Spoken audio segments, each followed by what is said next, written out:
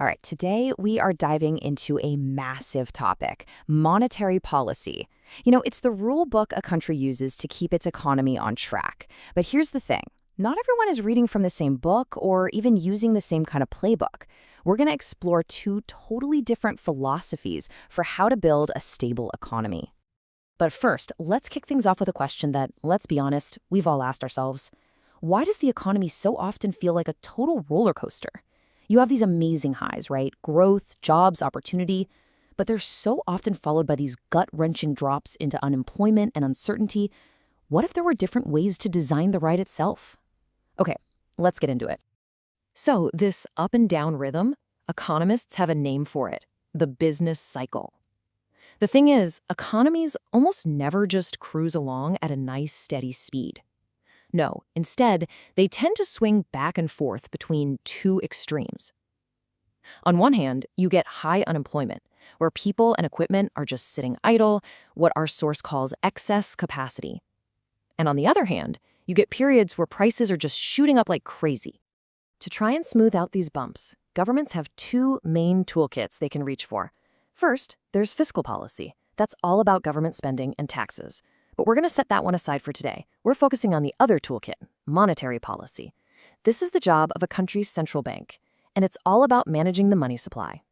Okay, so let's pop the hood on the conventional toolkit, the one that most economies around the world are using right now. The goal is actually pretty straightforward. The central bank tries to control the amount of money flowing through the system and influence interest rates. The idea is that by making money cheaper or more expensive to borrow, they can kind of nudge all of us, businesses and consumers, to spend and invest more or maybe less and steer the whole economy. Now, to really get how this works, you have to understand one foundational idea, and it's a big one: fractional reserve banking. This is the system most of us live in. When you put your money in a bank, the bank doesn't just stick it in a vault. They're only required to keep a small piece of it, a fraction, on hand as a reserve. And the rest? Well, they can lend it out. Let's walk through a super simple example from the source material to see this in action. Let's say you deposit a fresh $100 bill into your bank account. That's our starting block. Okay, now, let's imagine the central bank has a rule that says banks have to keep 10% in reserve. So, your bank holds on to $10 of your deposit, but it is now totally free to lend out the other $90.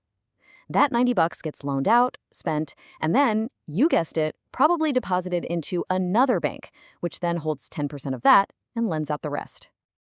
And this is where the magic, or the madness, depending on how you look at it, happens. This is the multiplier effect. As this process of lending and relending keeps going down the line, that original $100 can eventually become as much as $1,000 of new money in the economy. So get this, in our conventional system, commercial banks literally create money, and they do it by making interest-based loans. So how does a central bank actually pull these levers?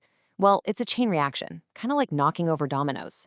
It all starts when the central bank buys or sells government securities, like bonds. They call this open market operations. Doing that changes the money supply for banks, which then pushes interest rates up or down. And if rates are lower, it encourages all of us to borrow and invest, which, in theory, makes the whole economy grow.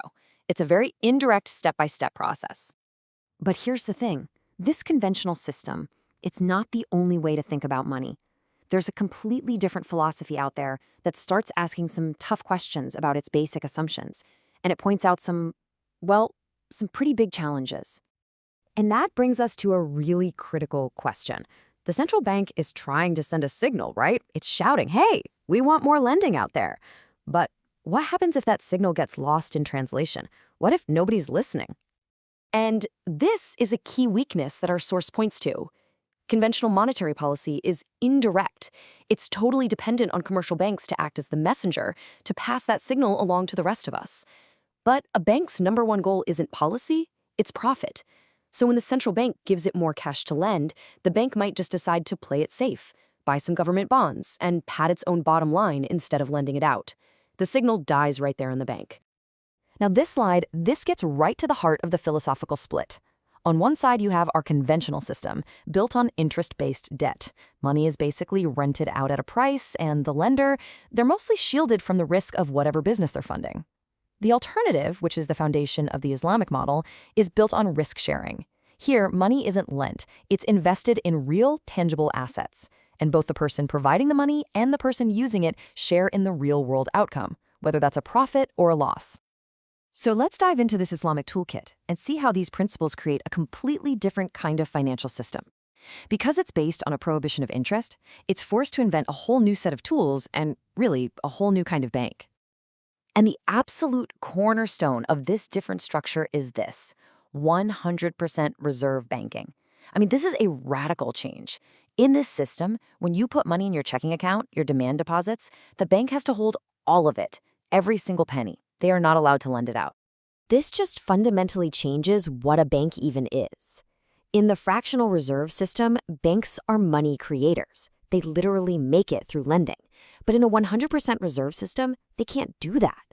For your day-to-day cash, they're just a safekeeper, a vault. And for investments, they act more like a channel, connecting your money directly to real projects. They cannot create money out of thin air. So, if you can't use interest rates to manage the economy, what do you use? Well, you get this really interesting toolbox filled with all these different instruments. And they're all tied directly to real economic activity. For instance, instead of an interest-paying government bond, you might use something called a sukuk, which is basically an ownership certificate in a real asset like a toll road or a hospital. Instead of a business loan, you could use musharaka, where the financier becomes a partner in the business, sharing in the actual profits. It's all about financing real things without creating debt. Okay, so we've laid out the two different blueprints. Now let's put them side by side and really see what the different designs lead to. Let's do a head-to-head comparison. This table, man, it just lays it all out so clearly. You can see the core principle shifts from debt to risk sharing. The banking system goes from a money creator to just a money manager. And look at the transmission. It goes from indirect through the banks to a direct line to the private sector. Even the goals are different. The Islamic system explicitly adds social justice aims like reducing poverty right alongside the usual goals of stability. And don't just take my word for it. This quote from our source material really drives the point home. It argues that the policy signals are just more potent in the Islamic system. Why? Because the message goes straight to the people and businesses who are actually making the decisions, completely bypassing that potential filter of commercial banks who might have their own agenda. So as we wrap this all up, it becomes clear that this isn't just a debate about which little tool to use on a specific day. No, this is a much bigger conversation about the fundamental design of our financial architecture and what that design means for all of our futures. When you boil everything we've talked about down to one single idea, it's this: should our financial system be allowed to create money on its own, kind of detached from the real physical economy? Or should it be fundamentally anchored to real assets, real projects, and real productive activity? And that leaves us with one final, pretty profound question to chew on. One system leverages debt, and it allows banks to create money. The other leverages risk sharing and ties finance directly to the real world. The question we all have to ask is, which of these designs is ultimately more stable, more resilient, and maybe even more fair for the future we're trying to build? The answer to that could change everything.